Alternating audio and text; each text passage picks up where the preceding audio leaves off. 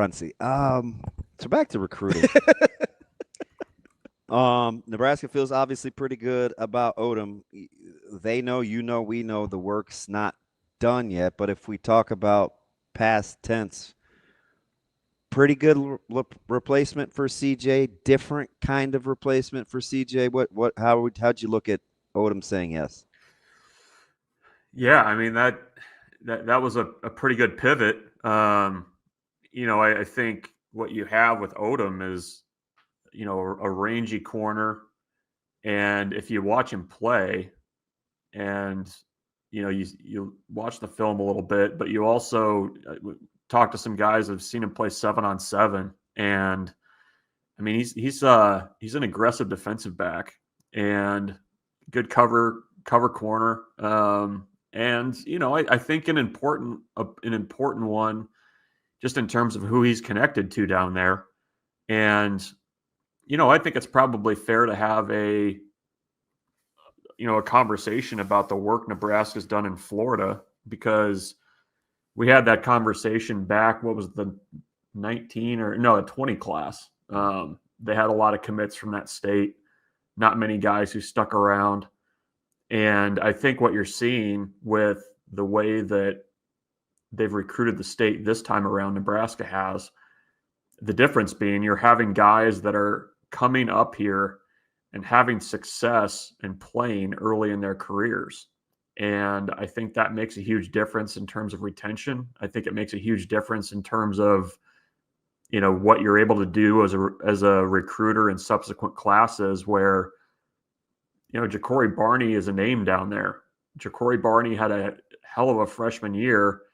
And, I think that just pointing to him as a player that has, gone to Nebraska and had success, I think there's a lot of power in that. And, McGahee's the same way. I think Cortez Mills can be that kind of guy this year as well, in terms of just another name that's known in Florida. And especially among skill players. So that was a really nice pivot. And I think you've got to give Nebraska credit for getting in there and really recruiting with their elbows out, because Ohio State was pushing for him late. Oklahoma was there the entire time. And, that was a recruitment that Nebraska went in there and won. And they're going to have to continue to win until, he signs. But that was a really good get for Nebraska. And especially, with losing Bruntz, that was a pretty good way to pivot, I think. Bruntz, sorry, I got distracted by Jakori Barney. Do you think we give enough credit to the year that he had? Because, like, the way we talk about the wide receiver room, like, it's all about, and I get it, it's all about Key, it's all about Hunter. We even bring up Cortez Mills every once in a while. But, like, Jakori Barney kind of quietly had 55 catches last year. He had almost 600 yards from scrimmage when you include the rushing yards. Like, he had as you said, he had a really, really good freshman year. Mm-hmm. And it seems like we've sort of forgotten he exists. Yeah, you've glossed over 55 catches, which is kind of wild. Which is a huge, that's a big number for anybody. Yeah. Back to what we were talking about. Would you guys believe that the Mariners are still 5.5 back of the Astros? Yes. With the way they've been playing? Yeah. Anyways. Because the Astros do practice witchcraft. No, they cheat. They cheat. Just say they cheat. I'm dead serious. Ask anybody that's not an Astros fan. I know. The top four in their rotation. Yeah. It's incredible. Yeah. It's incredible. It's just short of them thinking that Correa still plays there. Yeah, exactly. He does. Oh man, Bregman, man, he's pretty sweet. What? Just wish he'd get off the IL for the Red Sox. What? Oh, sorry. Didn't mean to go there. It's fine. No, but Jakori Barney, yeah, I mean that it's hard to imagine in the past that we would have glossed over that kind of production. I mean, is he even second right now in conversations about wide receivers at Nebraska? Third at best. Yeah. Third at best. So, the thing for him is Nebraska needs to find a way to get him downfield. And I know that that's not necessarily like, he can do a lot of things with the way Nebraska used him last year. But if you start adding the downfield stuff to what he's able to do, I mean, that's that's pretty good. That's a good look. And so, yeah, I mean, you guys are probably, you can imagine the kind of attention he got when it was portal season and schools trying to see what his interest might be. So, yeah, I mean, he's a big piece of that offense that I think you're absolutely right, Ravi, that, we're probably not talking about him enough in terms of what he can do for that offense. And I think I like to think that with a full off season to game plan, that Dana Holgorsen is going to find a way to use a player like that who has very similar skill sets to players he's had success with in the past. I was just going to say, doesn't he seem like a perfect Dana Holgorsen wide receiver? Yes. Yeah.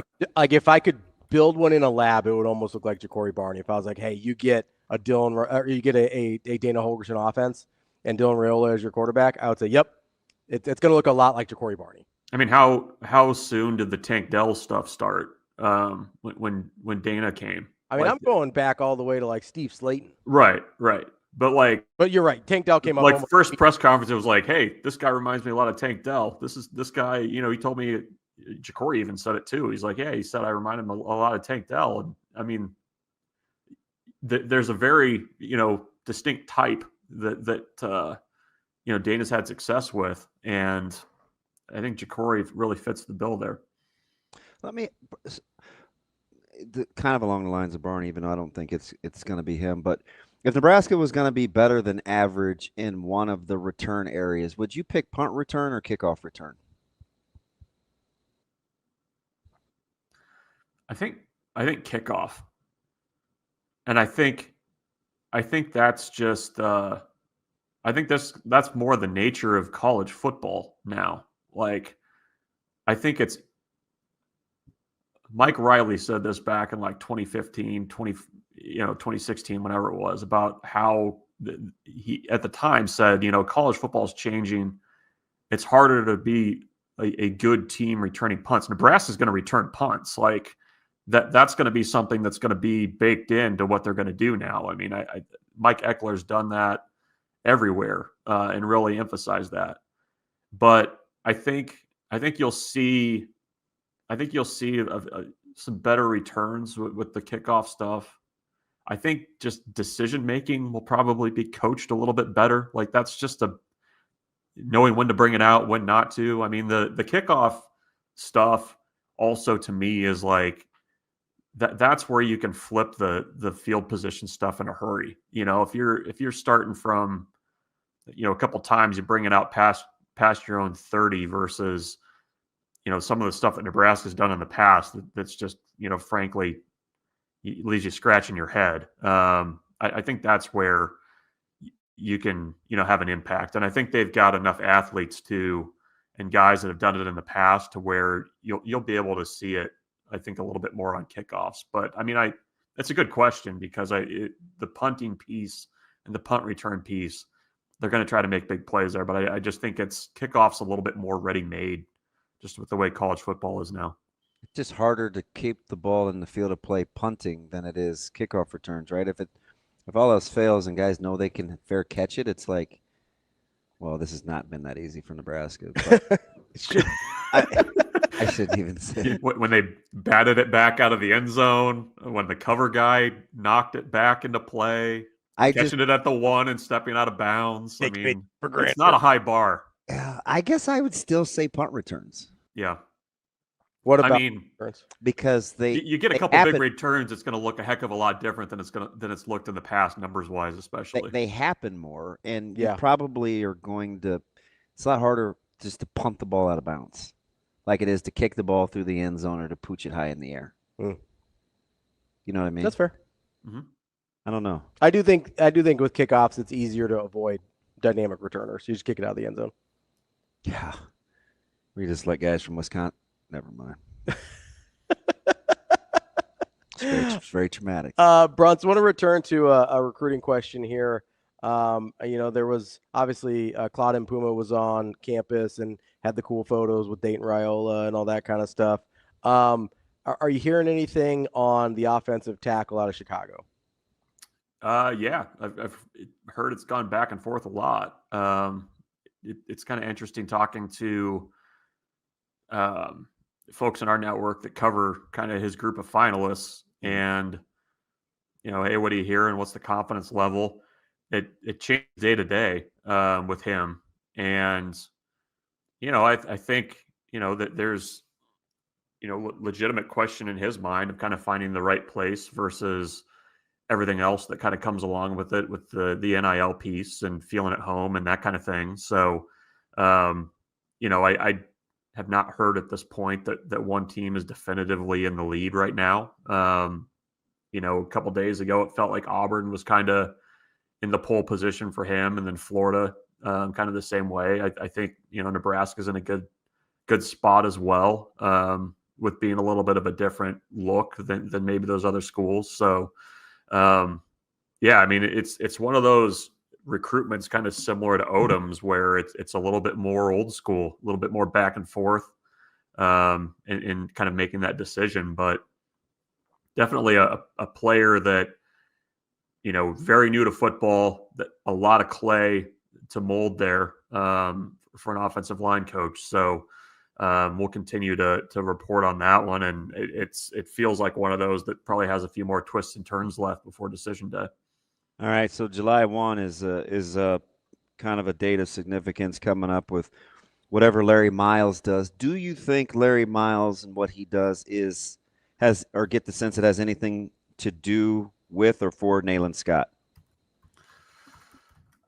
No, I think Nebraska's in a good spot for both. I don't think it's I don't get the sense it's one or the other. I think especially with Miles, you got to kind of consider how that recruitment came together. It's been quick. It's been a quick courtship. He's on his way back to Florida, basically diverts to Lincoln for an unofficial visit, comes back a few weeks later. I think, from talking to our folks in Florida, they think he's a, kind of underrated prospect for what he is as a wide receiver. So, I think it feels to me like you're probably looking at two wide receivers in the class. It's, Scott's situation is a little bit unique because of Arizona State playing hardball with official visits once you're committed and things like that. But no, I think, those could be your two in the class very easily. And, I think those would be two really nice gets. It feels like what, Nebraska is kind of trending towards, at least with a small sample size, is you get a couple high school wide receivers, you feel good about developing guys that could, maybe help you early in their careers if you need them to. And then you come over the top with portal guys that are a little bit more veteran on the outside. I'll be curious to see if they have more success with that this year, with Key and Hunter than what they did a year ago. But, I think that's a decent approach in terms of your wide receiver recruiting and kind of keeping that ball rolling with, not having to kind of reset the deck every year. So far, it seems like everything Trey Taylor does in terms of peer recruitment is intentional. It's not by accident. But he does catch a break with Wagner being just down the street, the 2027 tackle. I get it. It's 2027. But what kind of momentum or could you foresee, or is it independent of the season Nebraska has this year, with making some of the inroads being in so early with 2027s and 2028s? Well, it helps. It's kind of the sweetener on the sales pitch.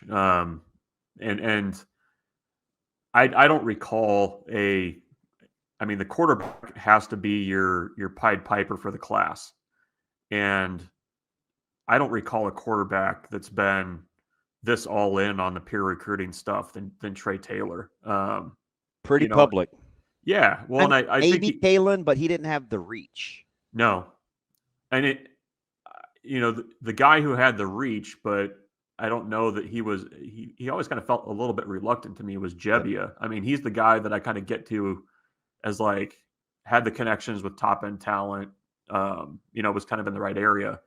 But I think with Taylor, you've got to remember, he's in Illinois, but there's a national 7-on-7 championship this week, and Trey Taylor's playing with a team that's just absolutely loaded with guys from Florida and Georgia. Like, that's the kind of reach he has. I mean, he stepped in on that 7-on-7 camp at Nebraska and was playing with, the top team in South Florida. And he's like Spencer for hire. Basically. But I mean, I think what I heard from recruits too was I think they respect the hell out of the way he just kind of goes about his business. Like, he's very focused when he plays. He's very personable too. Like, he's not kind of over the top and kind of, weird with the peer recruiting. I mean, he's a really relatable kid. He's mature. And, I think that's huge when you start talking the 27 and 28 class, and it only helps getting guys to campus and things like that if you're able to back it up with results on the field. So it's a really nice mix right now. And Nebraska, the 2025 version just needs to help him out a little bit.